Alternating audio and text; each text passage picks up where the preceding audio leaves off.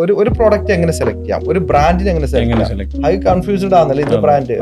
ഇപ്പൊ നമുക്ക് നാട്ടിലൊക്കെ കാറൊക്കെ വാങ്ങിക്കുമ്പോൾ പറയാം ഒരു കാർ വാങ്ങിക്കണം, ഏത് കാർ വാങ്ങിക്കണം എന്ന് കൺഫ്യൂസ്ഡ് ആണ്. അതേപോലെ അത്രയും പ്രോഡക്ട്സിൽ ഇതിലും ഉണ്ട്, നമ്മളെ ബിൽഡിംഗ് മെറ്റീരിയൽ ഇൻഡസ്ട്രിയിൽ ഉണ്ട്.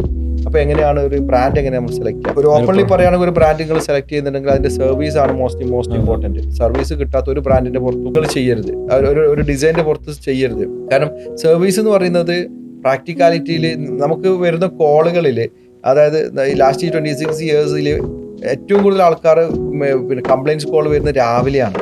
ഒന്നുകിൽ ടോയ്ലറ്റ് പോകുമ്പോൾ ഫ്ലഷ് അടിയുന്നില്ല, അല്ലെങ്കിൽ പിന്നെ കിച്ചണിൽ ടാപ്പ് വരുന്നില്ല.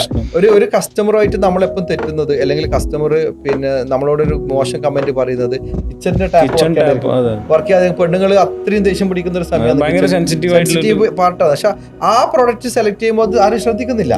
ഒരു ബ്രാൻഡ് സെലക്ട് ചെയ്യുന്ന സമയത്ത് ഹൈലി ഡ്യൂറബിൾ ആയിട്ടുള്ള അല്ലെങ്കിൽ ഹൈലി ബെസ്റ്റ് സർവീസ് തരുന്ന ബ്രാൻഡ് തന്നെ സെലക്ട് ചെയ്യണം അല്ലെ. അത് പിന്നെ അതുപോലെ തന്നെ ഒരു ബ്രാൻഡ് സെലക്ട് ചെയ്യുമ്പോൾ ബ്രാൻഡിന്റെ പുറത്ത് മാത്രമല്ല അതിന്റെ ടെക്നോളജി ഇന്നോവേഷനും കൂടി എന്ത് ചെയ്യണം.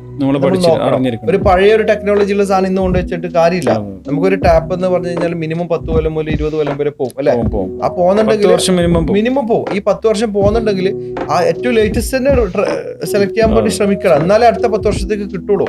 കാരണം ഇപ്പൊ വീടുകളിൽ സോളാർ വന്നു, എല്ലാം വാട്ടർ എല്ലാം വെള്ളം സോളാറിലേക്കായി, ചൂടുവെള്ളം വരുന്നു, അതുപോലെ തന്നെ പ്രഷർ പമ്പ് ഉപയോഗിക്കുന്നു, ഹീറ്റ് പമ്പ് ഉപയോഗിക്കുന്നു.